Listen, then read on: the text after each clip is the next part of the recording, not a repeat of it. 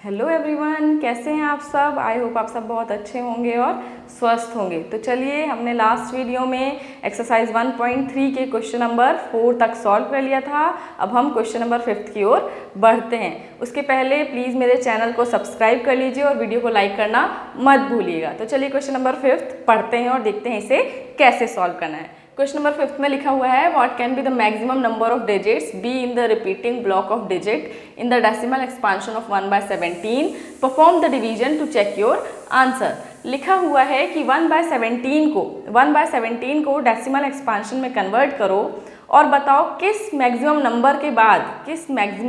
Number के बाद ये जो है इसका आंसर रिपीटिंग में आ जाएगा। मतलब कि क्वेश्चन ने खुद ही कह दिया है आंसर जो है रिपीटिंग में होगा। क्वेश्चन ने खुद ही कह दिया है आंसर रिपीटिंग में होगा। बस हमें वो नंबर, वो लिमिट पता करनी है जिसके बाद इसका आंसर किस में हो जाएगा, रिपीटिंग में हो जाएगा। और इसको सॉल्व करने के लिए इसने कह दिया है डिवीजन मेथड का यूज़ करना। अपने आंसर को चेक करने के लिए हमें डिवीजन मेथड का यूज़ करना है, मतलब डिवाइड करना है। तो चलिए अब करते हैं अपन। क्या करना है हमें, 1/17 में 1 को ही हम 17 से डिवाइड करेंगे। ठीक है, अब 17 की टेबल में 1 तो आता नहीं है तो हम यहाँ लगाएंगे 0 पॉइंट, तो यहाँ क्या आ जाएगा 0। अभी भी 10 जो है 17 की टेबल में आता नहीं है तो हम एक और 0 लगाएंगे, यहाँ क्या आ जाएगा 0। अब ये बन गया 100। अब जो 100 है वो 17 की टेबल में नहीं आता है तो उससे जस्ट कम, जस्ट छोटा नंबर जो भी होगा वो हम यूज़ कर लेंगे। तो 5 टाइम्स में 85 बचा 15, पॉइंट के कारण 0। अब 17 की टेबल में 150 नहीं आता है लेकिन 8 टाइम्स में 136 ज़रूर आता है। कितना बचा 14, पॉइंट के कारण 0। अब 17 की टेबल में 140 नहीं आता लेकिन 8 टाइम्स में वापस हम 136 यूज़ कर सकते हैं। बचेगा कितना, बचेगा 4, पॉइंट के कारण 0। और 17 टू ज़ा 34, बचा कितना 6, पॉइंट के कारण 0। अब मैं इसको यहाँ पे यूज़ कर लेती हूँ, 60 यहाँ पे लिख लेती हूँ। ठीक है, और 17 की टेबल में 60 नहीं आता है लेकिन 3 टाइम्स में 51 ज़रूर आता है। 51 बचा कितना 9, पॉइंट के कारण 0। फिर से 8 टाइम्स में क्या आता है 85, बचा 5, पॉइंट के कारण 0। और 17 वापस से 17 टू ज़ा 34, कितना बचेगा इसको माइनस करने पे, 50 में माइनस किया हमने 34, बचा कितना 16, पॉइंट के कारण 0। अब क्या आ गया 160 आ गया। अब 160 तो 17 की टेबल में आता नहीं है लेकिन 9 टाइम्स में 153 ज़रूर आता है। बचा कितना 7, पॉइंट के कारण क्या आ जाएगा यहाँ 0। अब 70 जो है वो 17 की टेबल में नहीं आता है लेकिन क्या आता है 4 टाइम्स में आता है 68। बचेगा कितना, बचेगा 2, पॉइंट के कारण 0। मैं इसको यहाँ पे यूज़ कर लेती हूँ 20। ठीक है, यहाँ पे लिख लिया 20। और 17 1 ज़ा 17, बचा 3, पॉइंट के कारण 0। फिर से 17 1 ज़ा 17, बचा कितना 30 में 17 माइनस किया, बचा 13, पॉइंट के कारण 0। अभी भी 130 जो है 17 की टेबल में नहीं आता है लेकिन 7 टाइम्स में 119 ज़रूर आता है। बचेगा कितना, 130 में 119 माइनस किया, बचा 11, पॉइंट के कारण आ जाएगा 0। अब 110 जो है वो 17 की टेबल में नहीं आता है लेकिन 6 टाइम्स में 102 ज़रूर आता है। बचेगा 8, पॉइंट के कारण आ जाएगा 0। अब 17 की टेबल में 80 तो नहीं आता है लेकिन 68 आता है। कितने टाइम्स में आता है 68, 4 टाइम्स में आता है, 4 टाइम्स में आता है 68। कितना बचा 12, यहाँ पे लिख देती हूँ 12, पॉइंट के कारण 0। अब वापस 120 तो आता नहीं है, 120 तो आता नहीं है लेकिन 7 टाइम्स में 119 ज़रूर आता है। कितना बचेगा, बचेगा 1। अब ये देखो, ये जो 1 है ये रिपीट हो गया, यहाँ पे भी 1 था और यहाँ पे भी 1 आ गया। फिर से हम यहाँ पॉइंट के कारण डबल 0 लगा देंगे, यहाँ पे एक 0 बढ़ जाएगा, फिर 5 8 जो है वो क्या हो जाएगा, रिपीट हो जाएगा। मतलब कि ये नंबर जो हमारा क्या है, ये जो नंबर है ये मैक्सिमम नंबर है जिसके बाद इसका आंसर किस में आ जाएगा, रिपीटिंग में आ जाएगा। तो आंसर हमारा क्या है 0.0582829411767। ठीक है, ये हमारा मैक्सिमम नंबर होगा जिसके ऊपर बार लगेगा। ठीक है, अब हम इसको काउंट कर लेते हैं कितने डिजिट का जो है रिपीटिंग नंबर बना हुआ है। तो बना है 1 2 3 4 5 6 7 8 9 10 12 13 14 15 और 16 डिजिट का। कितने डिजिट का? 16 digit repeating, after 16 digit repeating. ठीक है, 16 डिजिट का क्या बना है? रिपीटिंग नंबर बना है। तो चलिए अब अपन क्वेश्चन नंबर 6 की ओर बढ़ते हैं और देखते हैं उसमें क्या करना है। Let's go to the question number 6। देखते हैं क्वेश्चन नंबर 6 में क्या लिखा हुआ है और पढ़ते हैं, समझने की कोशिश करते हैं। क्वेश्चन नंबर 6 में लिखा हुआ है, look at the several example of rational number in form of p by q, q is not equal to 0, where p and q are integer with no common factor than 1 and having terminating representation expansions. Can you guess what property q must satisfy? बोल रहा है p by q के form में कुछ examples दो। कैसे examples दो? ऐसे एग्जाम्पल्स देने हैं जिसमें p और q, जो भी p और q हम लेंगे वो क्या होने चाहिए? वो एक दूसरे के टेबल में नहीं आने चाहिए, ना ही किसी और के टेबल में आने चाहिए। मतलब कि इनका कॉमन फैक्टर नहीं होना चाहिए रादर देन 1, और साथ ही साथ ये क्या होने चाहिए? टर्मिनेटिंग होने चाहिए। ठीक है, ऐसे एग्जाम्पल्स देने हैं p by q के जिनके कोई भी कॉमन फैक्टर नहीं हो और साथ ही साथ ये क्या हो? टर्मिनेटिंग हो। और फिर बताना है इसमें q जो है वो कौन सी प्रॉपर्टी को सेटिस्फाई कर रहा है। तो चलिए करते हैं, इसके कुछ एग्जाम्पल्स मैं आपको बता देती हूँ। इसका एक एग्जाम्पल मैं बता देती हूँ। 5/2 ले लेते हैं। देखो 5 को मैं 2 से डिवाइड करती हूँ, इसके कोई भी कॉमन फैक्टर नहीं है रादर देन 1। 5 को मैं 2 से डिवाइड करती हूँ तो क्या आ जाएगा? 2 टाइम्स में 4, 1 पॉइंट लगाया 0, 5 टाइम्स में 10। क्या आ गया? ये टर्मिनेटिंग है। हाँ बिल्कुल है, दिख रहा है हमें। एक और एग्जाम्पल दे देती हूँ मैं, ले लेते हैं 3/5। अब मैं 3 को जो है 5 से डिवाइड करती हूँ तो 5 के टेबल में 3 तो आता नहीं है, तो 0.0 लगा देंगे और 5 6 जा 30। देखो ये भी टर्मिनेटिंग है, बिल्कुल है। एक और एग्जाम्पल ले लेती हूँ मैं। क्या ले लूँ? एक मैं ले लेती हूँ चलो ये 2/5 कर लेते हैं, 5/2 का। ठीक है, अब मैं इस 2 को 5 से डिवाइड करूँगी। 5 के टेबल में 2 तो आता नहीं है तो 0.0। ठीक है, और 5 4 जा 20। ये भी हो गया, टर्मिनेटिंग है, बिल्कुल है। ऐसे आप जितने चाहे एग्जाम्पल्स ले सकते हैं, लेकिन उनके क्या जो कॉमन फैक्टर्स हैं वो सिर्फ क्या होना चाहिए? 1 होना चाहिए। मैंने आपको 3 एग्जाम्पल्स दे दिए हैं यहाँ पे। और अब मेरे को क्या बताना है?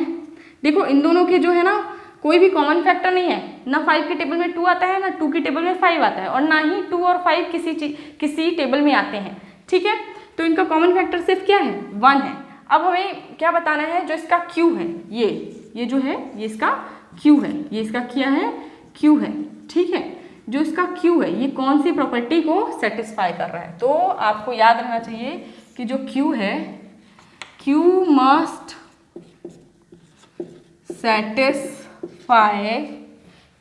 satisfy the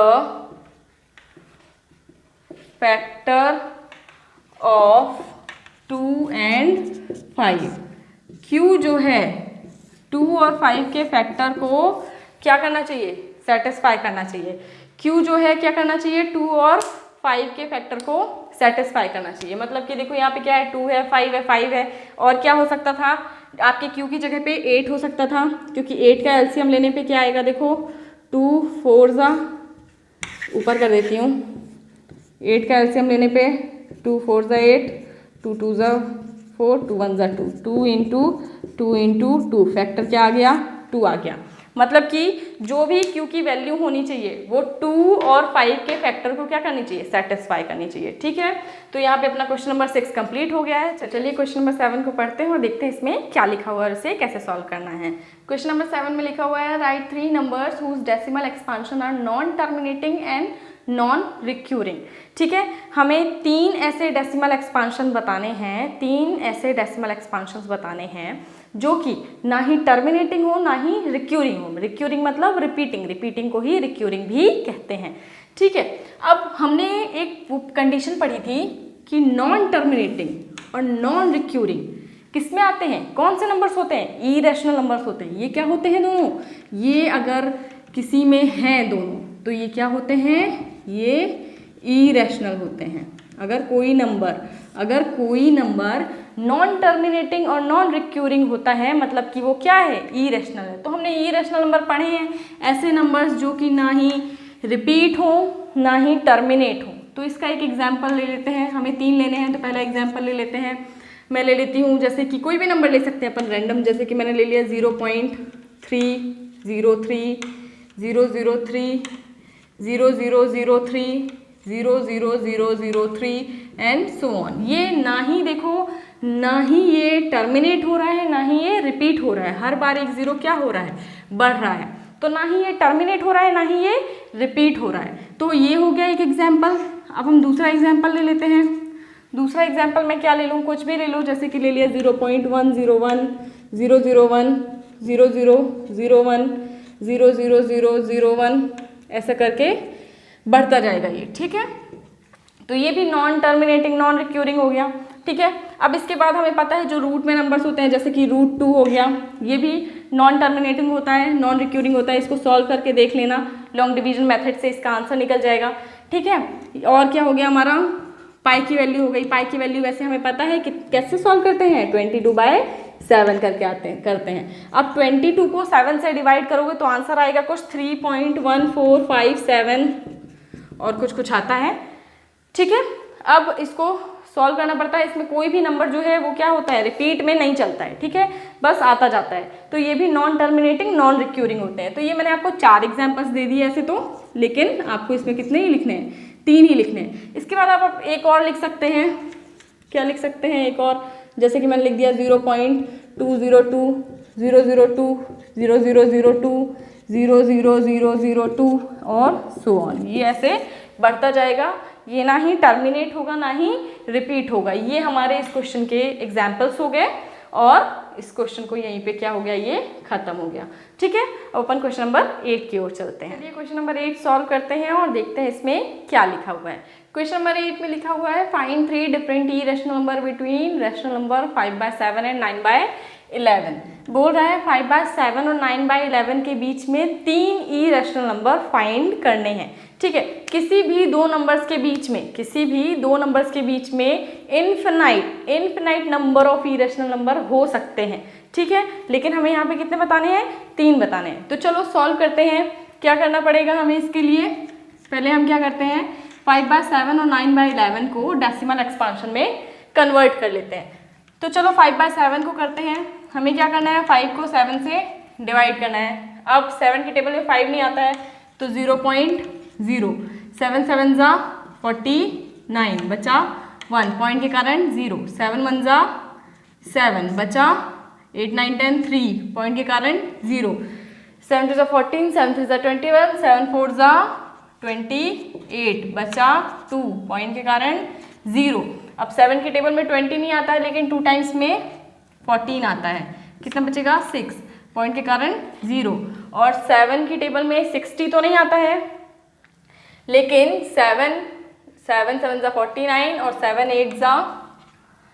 8 जा कितना होता है 56, बचा कितना 4 पॉइंट के कारण 0।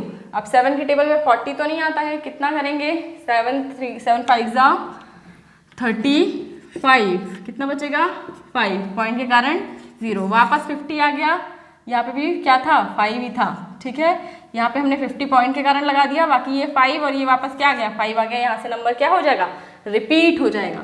तो हम क्या लिख देंगे, ये रिपीटिंग में है हालांकि 0.714285 बार, ठीक है। इसके बाद नंबर क्या हो रहा है, रिपीट हो रहा है। इसी तरह से हम 9/11 का कर लेते हैं। 9 को 11 से डिवाइड करेंगे, 11 की टेबल में 9 तो नहीं आता है तो 0.0। अब 9 8 जा 88, कितना आ जाएगा, बचेगा 2 पॉइंट के कारण 0, 11 1 जा 11, कितना बच जाएगा वापस 9, फिर से 0.0 लगा देंगे वापस 8 जा जाएगा। तो ये 0.81 क्या हो जाएगा, रिपीट में आ जाएगा। 0.81 किस में आ गया, रिपीट में आ गया, ठीक है। अब अपन को क्या करना है, कि इनके बीच के 3 इरेशनल नंबर लिखने हैं। तो इनके बीच में infinite number of irrational number हो सकते हैं, ठीक है, infinite number of irrational number हो सकते हैं। हमें सिर्फ 3 लिखने हैं, तो मैं एक लिख लेती हूँ, जैसे कि क्या था मेरा 0.7145285 का बार था, मैं इसको लिख लेती हूँ 0.724689842 जो भी मेरा मन करे, है ना, जो कि रिपीटिंग में ना हो। एक ये हो गया मेरा। दूसरा मैं लिख लेती हूँ 0.7389186248। ये देखो, ये नंबर क्या है, रिपीटिंग ऑर्डर में नहीं है और साथ ही साथ टर्मिनेट भी नहीं हो रहा है, ठीक है।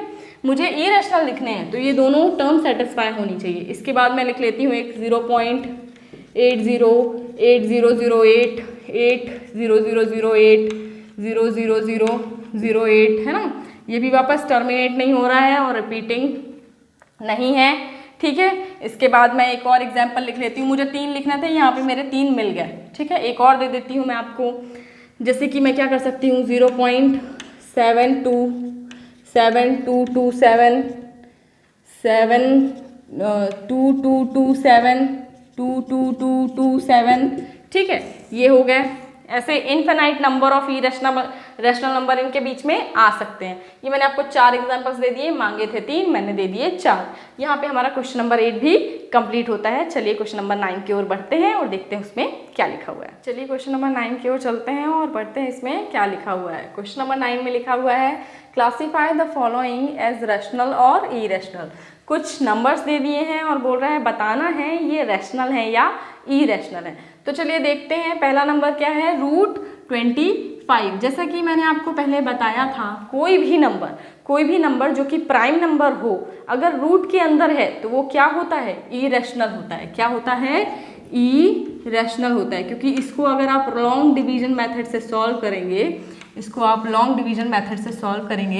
तो ये नॉन टर्मिनेटिंग नॉन रिक्यूरिंग यानी कि नॉन टर्मिनेटिंग नॉन रिपीटिंग आएगा, ठीक है। आप चाहें तो मुझे बता दीजिएगा कमेंट करके, मैं इसको लॉन्ग डिवीजन मेथड से सॉल्व करके भी दिखा दूंगी आपको। लेकिन अभी के लिए इतना काफ़ी है कि कोई भी प्राइम नंबर अगर रूट में है तो वो क्या होता है, इरेशनल होता है, ठीक है।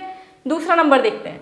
दूसरा नंबर देखिए, ये जो नंबर है ये प्राइम नंबर नहीं है, ये नंबर प्राइम नंबर नहीं है। अब ये नंबर प्राइम नंबर नहीं है लेकिन रूट में है, तो हमें इसे क्या सॉल्व करना पड़ेगा।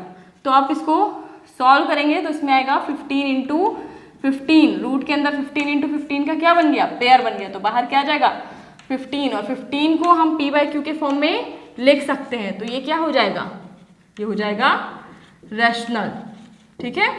अब इसके बाद देखिए, ये क्वेश्चन नंबर इसका 9 का थर्ड क्या बोल रहा है, 0.3796।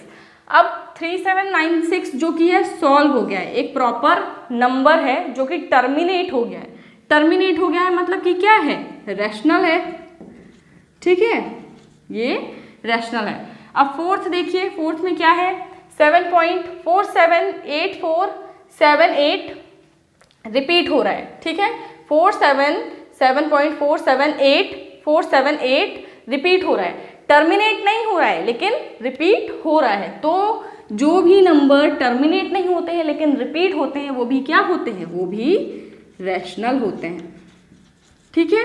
अब फिफ्थ देखिए क्या लिखा हुआ है, 1.1010010001000001 मतलब कि हर बार एक जीरो बढ़ रहा है, मतलब ये रिपीट नहीं हो रहा है। रिपीट होने के लिए एक प्रॉपर नंबर आता है ना, कि जो बार बार रिपीट होता है। ये रिपीट नहीं हो रहा है, ना ही ये टर्मिनेट हो रहा है, ये इस तरह से क्या हो रहा है, बढ़ते जा रहा है।